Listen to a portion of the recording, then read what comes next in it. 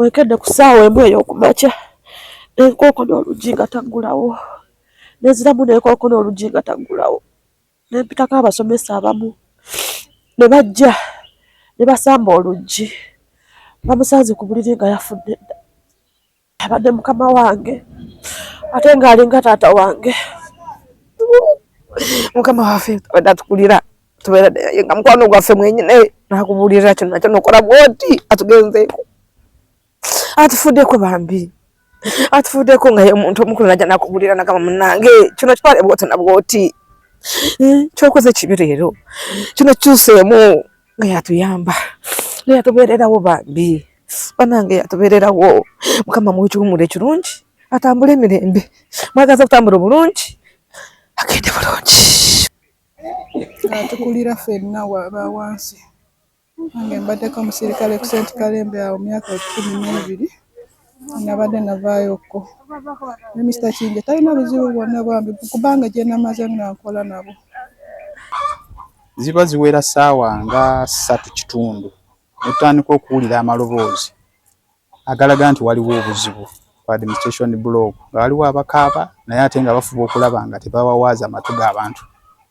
So mu budde obutono ennyo ne tukitegeera nti mukozi munnaffe aludde ng'aweereza ku St. Kalemba ate nga yabadde akulira welfare y'abakozi Mr. Kinje Lasito Bosa ng'awummudde. Eky'omukisa omubi nti abaddemu yekka ate kitabadde kitatera kubeerawo. So tubadde forced okufuna abantu bannaffe ne bagenda ne bamenya oluggi ne bayingira munda. Mawulire mabi era olunaku lutukyankalanyeeko. Nga nti omusomesa waffe aludde mu ssomero lino Mukulu Kiyingi nti afiiridde mu nnyumba. Mawulire mabi era ntuusa okusaasira kwange eri abasomesa wamu n'abaana abayise mu mikono gya Mukulu Kiyingi. Kiteeberezebwa nga bwe tulinda lipooti okuva mu basawo nti ayinza okuba yafunyeemu okuyigganyizibwa okwo ekiro, oba oli awo n'afa nga bukya, naye ebyo bijja kuba mu postmortem report inaakolebwa. Wano St. Kalemba afunye ripooti ku poliisi nti omusomesa omu afudde mu nnyumba ye and we have done our part. Inquiries have been taken over by the police. The body has been taken for postmortem. The rest of the information will be got from the PRO, says Region. I am ASP Wanjala, or Station Nazigo. Thank you so much.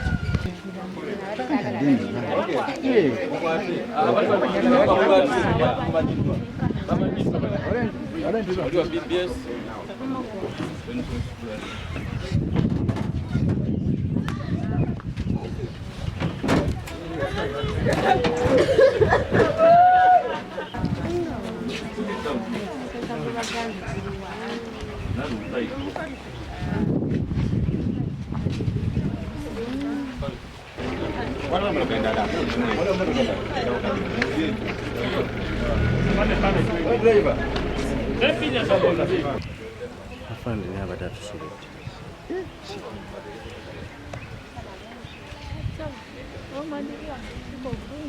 Mtofai. Hello. Yes, please.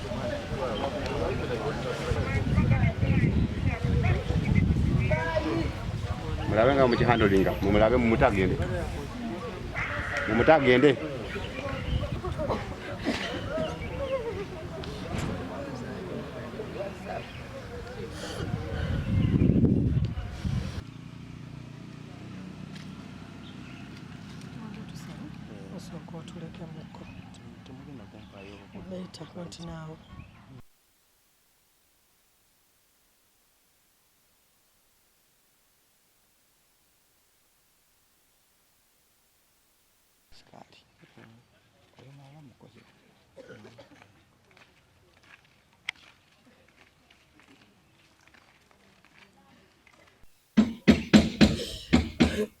Bakusubyeko ebijanjaalo. Kusubyeko ebijanjaalo bagenda kwanika. Ayi, taata, kayina bagomba kikyotowola. Bayi.